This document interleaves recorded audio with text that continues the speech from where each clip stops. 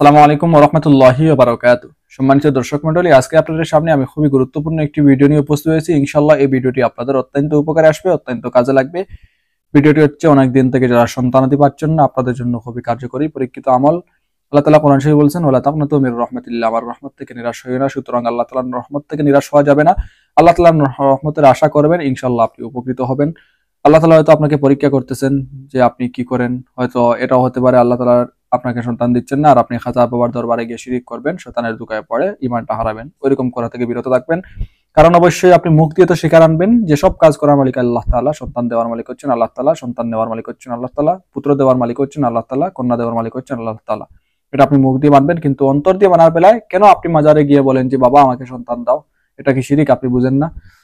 তো দুনিয়ার সমস্ত মানুষ আর সমস্ত বাবা আর সমস্ত ভাই বাগনা মামা সবাই মিলে আপনাকে বাচ্চা দিতে পারবে না যদি আল্লাহ তাআলা না চান। আর আল্লাহ তাআলা যদি দিতে চান তাহলে মারিয়াম আলাইহিস সালামকে যেরকম দিয়েছিলেন পিতা ছাড়াও আপনাকে দিতে পারেন। তো বর্তমান দুনিয়াতে এরকম না, এই জন্য এরকম কোনো সিস্টেম নেই। আল্লাহ তাআলা চাইলে অবশ্যই এরকম পারেন, যা আল্লাহ তাআলা দেখিয়ে দিয়েছেন, কিন্তু এটা আল্লাহ তাআলার আদত না, এরকম কোনো কিছু হবে না। এই যে আমল করবেন আর স্বামী নেই আর সন্তান হয়ে যাবে আর আপনি কোলহারা কলঙ্কিনী হয়ে ঘুরবেন, এরকম ভয়ের কোনো কারণ নেই। আমল আপনারা করবেন ইনশাআল্লাহ। যদি অনেক দিন থেকে আপনাদের সন্তানাদি না হয়ে থাকে তাহলে সন্তানাদি হবে। তো একদিন ঠিক রেখে আমল করবেন, মুখ দিয়ে যেরকম আল্লাহর উপর সবকিছু আস্থা বিশ্বাস ভরসা রাখেন, অন্তর থেকে ওইরকম রাখবেন, তাহলে ইনশাআল্লাহ আপনারা অচিরেই ফল পাবেন।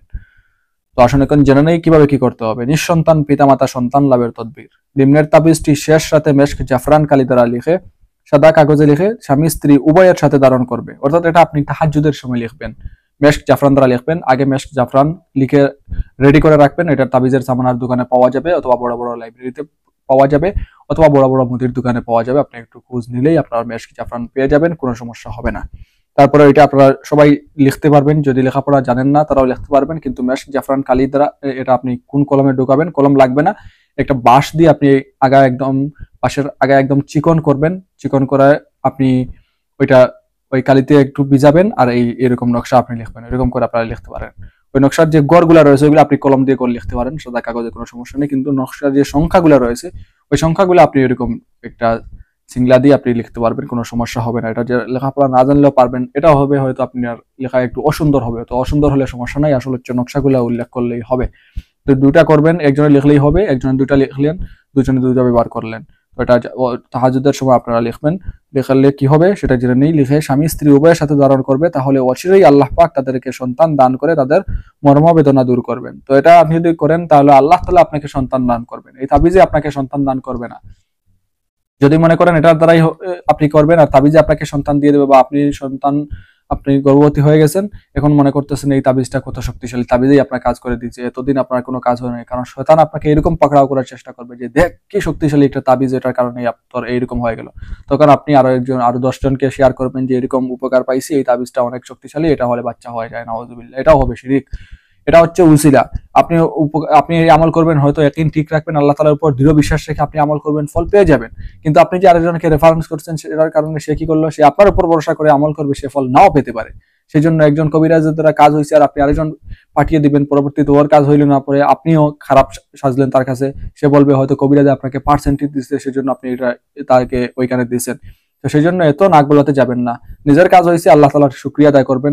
কাউকে বলার হলে এরকম বলবেন যে আমি আল্লাহ তাআলার উপর দৃঢ় বিশ্বাস রেখে দিয়েছি, আপনিও চাইলে ওইরকম নিতে পারেন। ঠিক আছে? তো এরকম করবেন। এটা আপনারা এই তাবিজটি লেখার পূর্বে গোসল করে 2 রাকাত নামাজ আদায় করে 11 বার দরুদ শরীফ পাঠ করে নিতে হবে। এটা এখানে শর্ত একটু হার্ড। ঠিক আছে? তো যদি ঠান্ডার রাত হয়, আপনারা যদি গোসল করতে সমস্যা হয় তাহলে এটা গরমের দিনে আপনারা করেন, আর না হয় এখন করে করে গিজার রয়েছে, দুনিয়াটা আধুনিক, তো আপনারা এটাও করতে পারেন।